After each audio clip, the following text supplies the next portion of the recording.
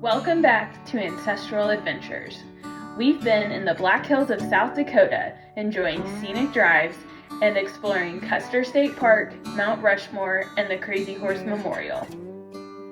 In this week's episode, we take you to historic Deadwood, and we'll show you 6 must-dos in the northern Black Hills.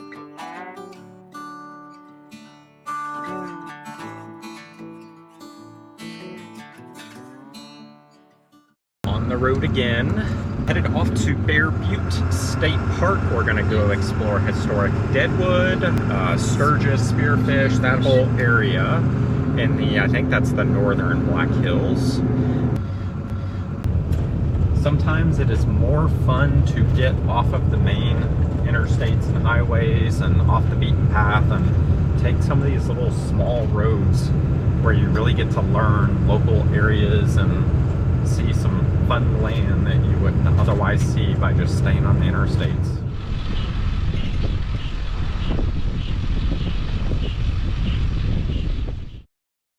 Come on, Dex.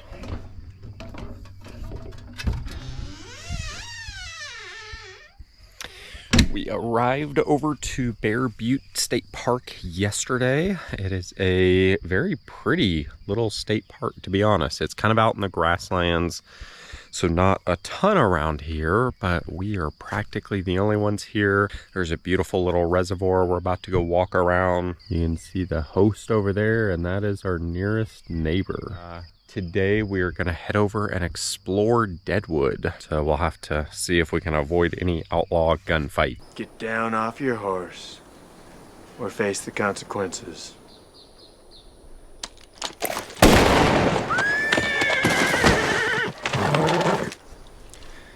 You or me, Montana?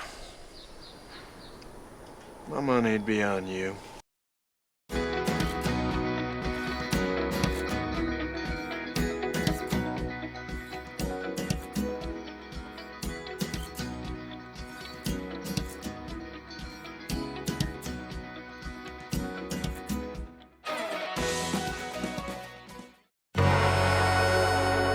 Watch a shootout in Deadwood.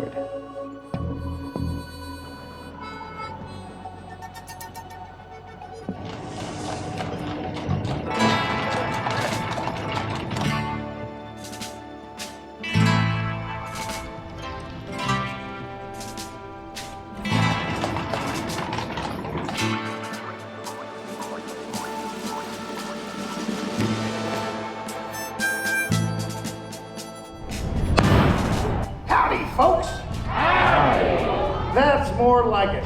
We are Deadwood Alive. We bring history to life on the streets of Deadwood 15 times a day, 6 days a week, all summer long. Awesome. We need better whiskey. All right, nobody move, nobody get hurt. Cartoons. Oh, that was horrible. Got it, shot David. Welcome to world famous Saloon number 10.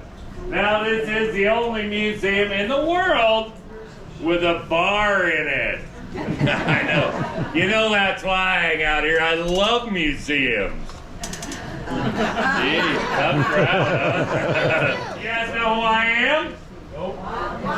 Wild Bill Hancock. It can be pretty tough to concentrate on stories with these cards sitting all idle like that back there, but I'll do my best. I went from being James Butler Hancock to being Wild Bill Hancock, the Prince of the Pistoliers. And while the fame was nice, it kind of put a target on my back.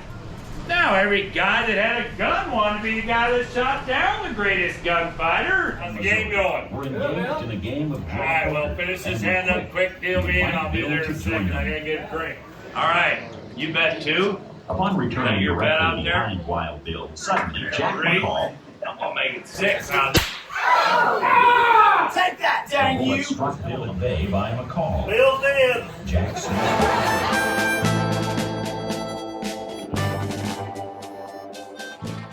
I highly recommend the beef jerky experience. It has been my favorite thing that we've done so far. Check out Kevin Costner's Tatanka exhibit.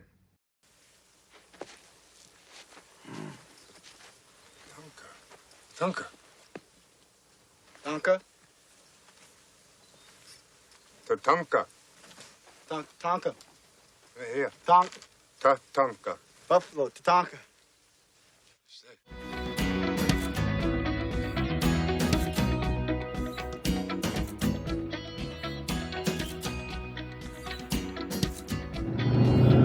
So we just left the Tatanka exhibit. I think it was my favorite thing that we've done in this area.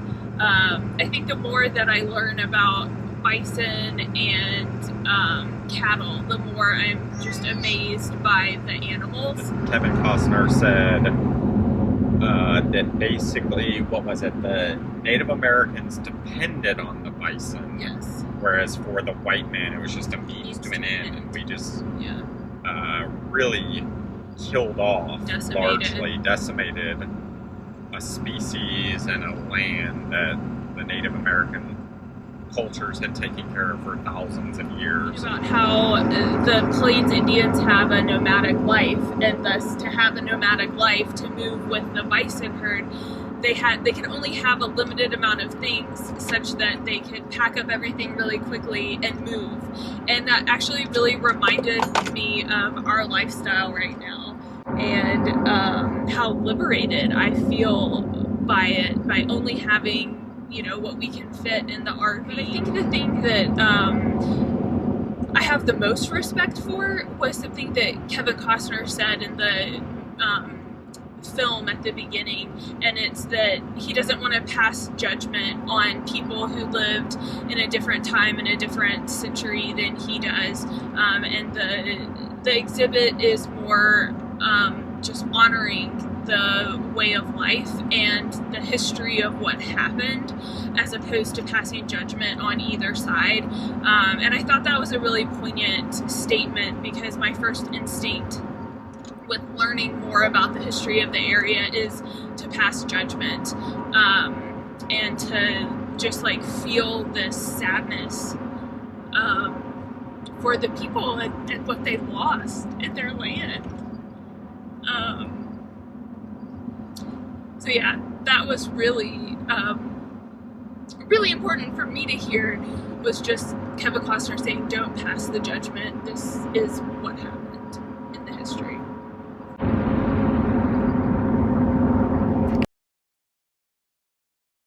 Visit the Geographic Center of the United States.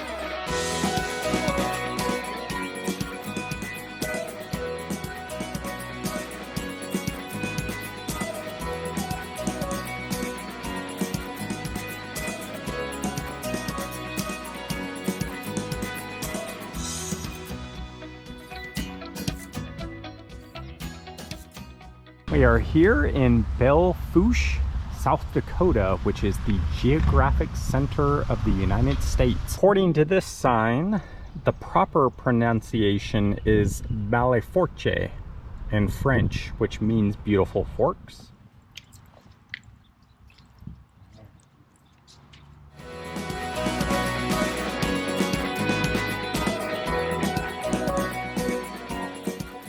One of the cool features they have is each state flag.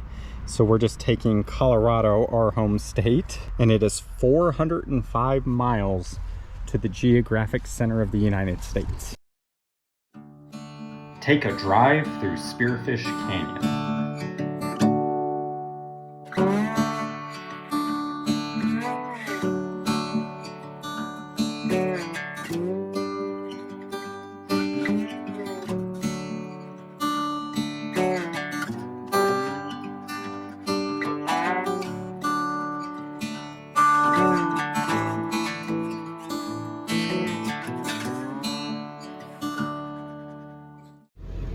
We're currently stopped with the mountain goat and its little baby right in the middle of the road. We're gonna let them do their thing for a minute before we continue on.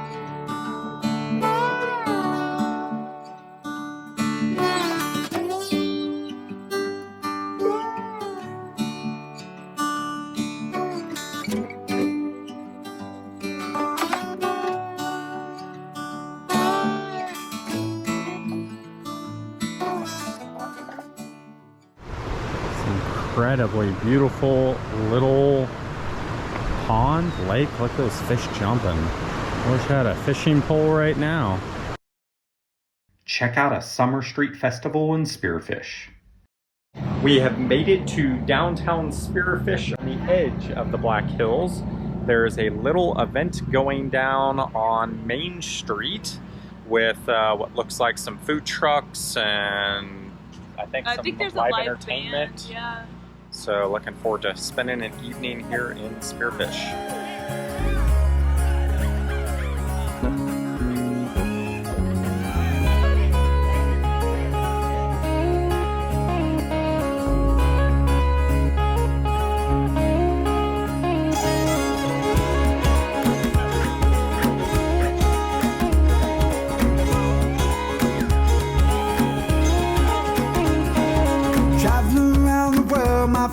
Tell me where to go. I'm not afraid to step outside and see the world for what it is. No, spending all my time with people that I barely know. You may have thought that I was lost, and all I need is room to grow. I'm coming home.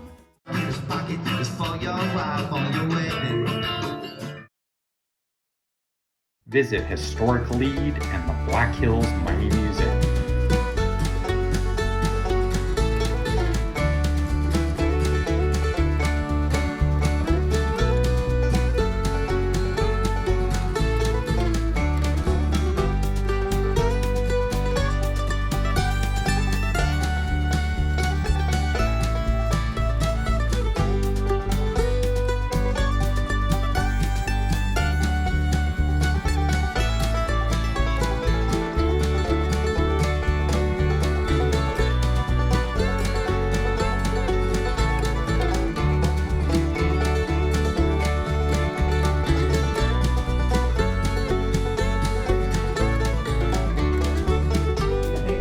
Behind there, well, that's where the mining started, and they didn't backfill things like they should have, and it caved in. And the hole you see now is 3 or 4 times bigger than what it was when I was a kid. But and this is all set up by men that worked at the Homestake mine, and they wanted to let people know how things changed over the years. So, and then once they got all the holes drilled, they would actually run a railroad track, and that's how big the tracks were in the early years.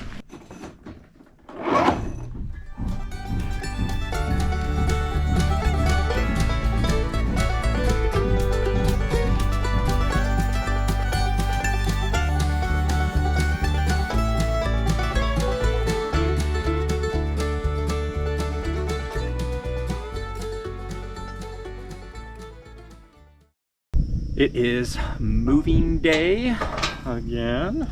We are leaving the Black Hills today after spending the last week and a half here. We spent about a week down in the Custer State Park area, and then the last 4 days up here in the northern Black Hills exploring Lead, Deadwood, Spearfish. There is so much to do in the Black Hills. We have absolutely fallen in love with it, and we will definitely be back for longer visits in the future.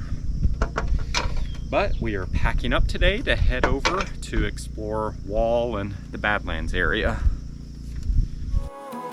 Ain't no place I'd rather be instead.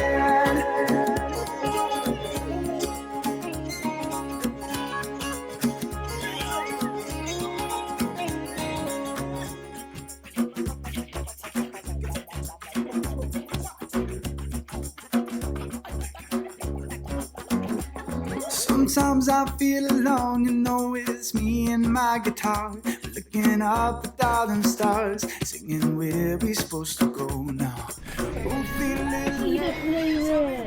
Alright babe, outside is mostly packed up. I am ready to lift the stabilizers. Okay. How's it going in here? I have done nothing.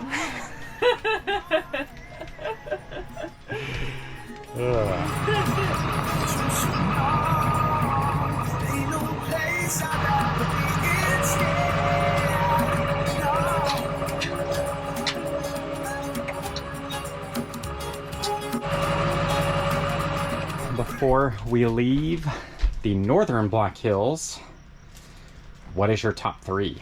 Ooh. I think definitely my favorite was Tatanka. Yes. Even though we couldn't take like pictures or video footage, I think that actually like added to the experience because we were just like present there, and seeing the sculptures was really, really incredible. Number 2, it's so hard to pick. I would say number 2 is Spearfish Canyon Drive, and the fact that we got to see a mountain goat and her baby, which I had never seen before. Number 3, I would say Belle Fourche. It was really cool to see the geographic center of the US, especially because I had no idea that that was in this area. So that was a cool surprise. Goodbye, Black Hills. We will be